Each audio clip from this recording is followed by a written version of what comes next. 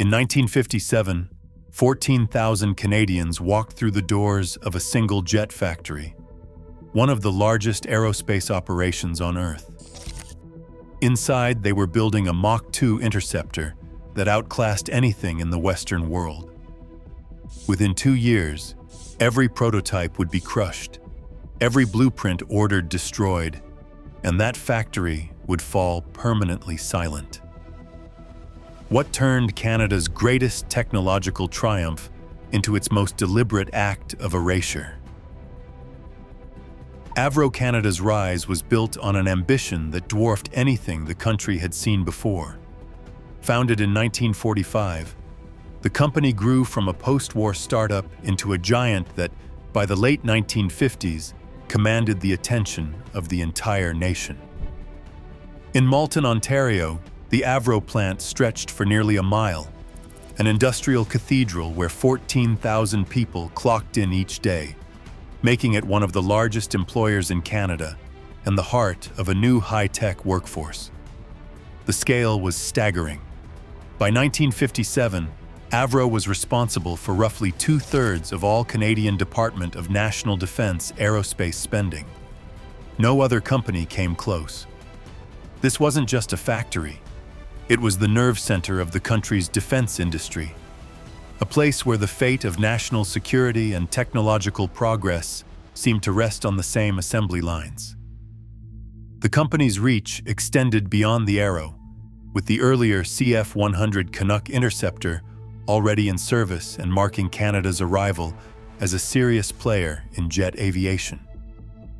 Inside the plant, engineers, machinists, and draftsmen worked side by side, turning out parts for aircraft that promised to rival anything built in the United States or Britain.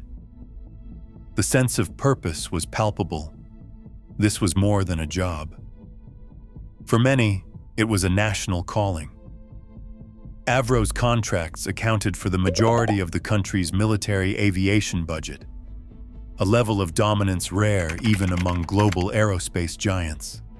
In the span of a decade, a Canadian company had become both symbol and engine of national pride, its fortunes tied inseparably to the country's vision of itself as a modern, independent power. Jim Floyd, Avro's chief engineer, stood at the center of a team determined to outpace the world's best.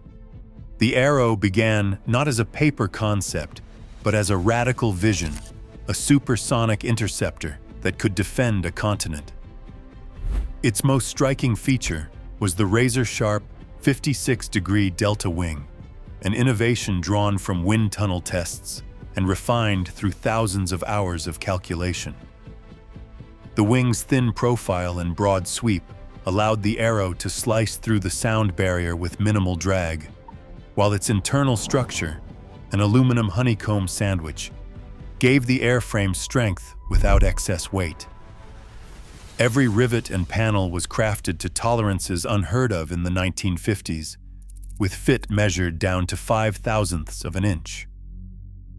Beneath the skin, the Orida Iroquois engine promised raw power unlike anything built before in Canada.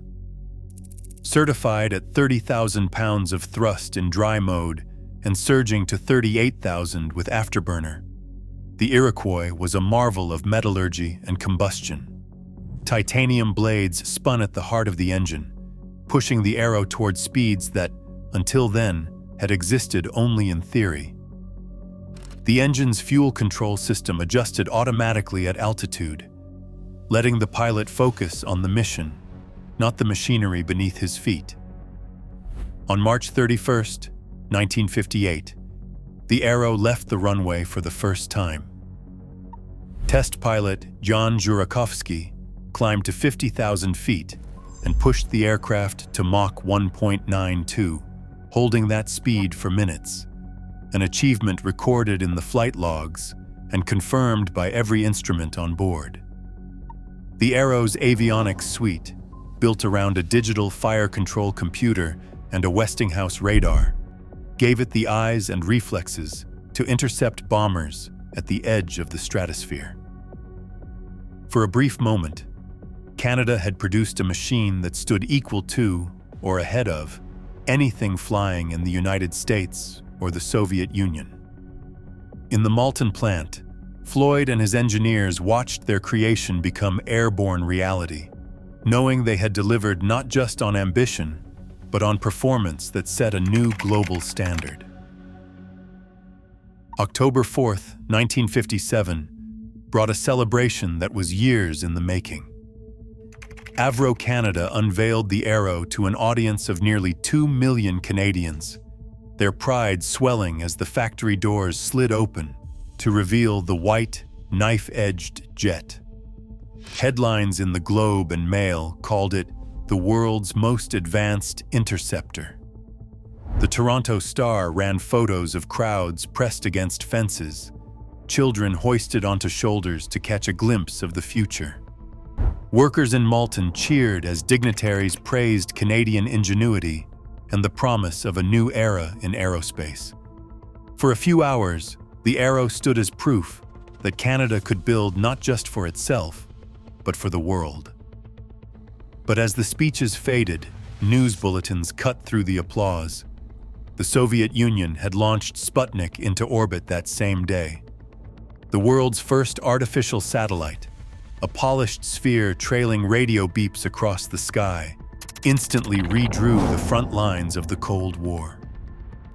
The Arrow's triumph was suddenly shadowed by a new kind of threat, one that soared not at 50,000 feet, but above the atmosphere itself. Editorials the next morning asked whether the age of the jet interceptor was already slipping away. In living rooms and parliament offices, pride in the Arrow mingled with uncertainty, as the meaning of security itself seemed to change overnight. February 20th, 1959.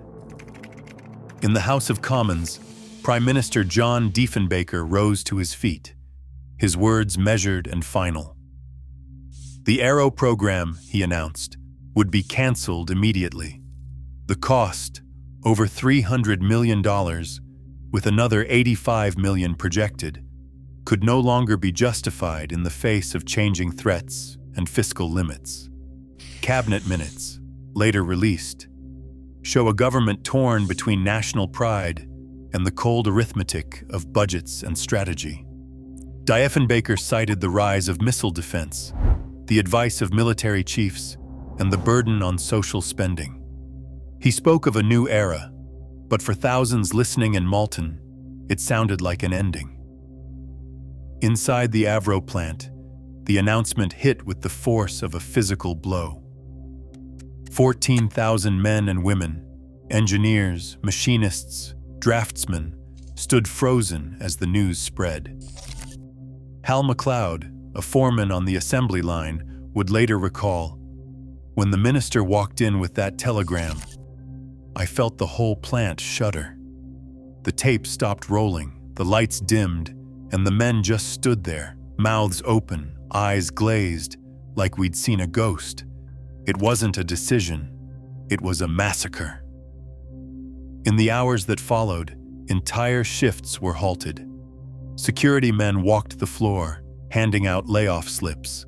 The whir of machines gave way to silence, broken only by the sound of clocks ticking down the last minutes of a vanished future.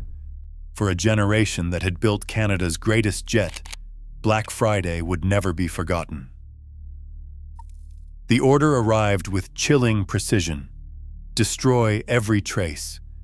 Within 24 hours, 5 Arrow prototypes, each the product of years of engineering and millions of dollars, were reduced to scrap. Bulldozers rolled across the Malton factory floor, crushing airframes that had touched the edge of Mach 2. Wings sheared from fuselages, titanium and aluminum folding under the weight of steel treads. In the drafting rooms, blueprints and technical drawings were stacked, carted to the incinerator, and burned to ash. Photographs captured the moment. Engineers and machinists standing silent as the machines they built were shattered before their eyes. Memos from Ottawa left no doubt about intent. The government's directive called for the elimination of all prototypes, tooling, and design records, ensuring nothing could be salvaged, studied, or revived. By the end of that day, the Malton plant was littered with twisted metal and scorched paper. The workforce, once the architects of a nation's pride, became witnesses to its deliberate erasure. Not even the dust of the Arrow would remain. What followed the Arrow's destruction was not just the end of a project, but the scattering of a generation's expertise. Nearly 200 Avro engineers, among them Jack Vancic and Marianne Litton, crossed the border to NASA, their signatures inked on contracts that would shape Mercury, Gemini, and Apollo. The skills honed on delta wings and digital fire control systems found new purpose in the guidance computers that steered men to the moon and in the thermal tiles that shielded the space shuttle. The loss was Canada's. The gain, unmistakably America's. At home, the government moved quickly to fill the vacuum left by the Arrow. 2 Beaumark missile sites rose from the Canadian shield, their American warheads locked in concrete silos. The RCAF took delivery of 28 McDonnell Voodoo interceptors, built in St. Louis, not Malton. Parliamentary debates grew heated, with critics warning that Canada had traded its aerospace sovereignty for a seat at the American defense table. The Arrow's blueprints were ash, but its shadow lingered. In hangars and classrooms, stories spread of a ghost plane, a machine that could have changed a nation's destiny, if only it had been allowed to fly. By 1962, Avro Canada was liquidated. The jet factory fell silent, but the legend of what was lost continued to haunt the country's imagination. Canada once built a jet that rivaled any on Earth, then watched its legacy vanish overnight. Today, the remains of that ambition echo in every debate over national innovation and sovereignty. The lesson endures. What a nation dares to destroy, it may never rebuild. Share your thoughts below.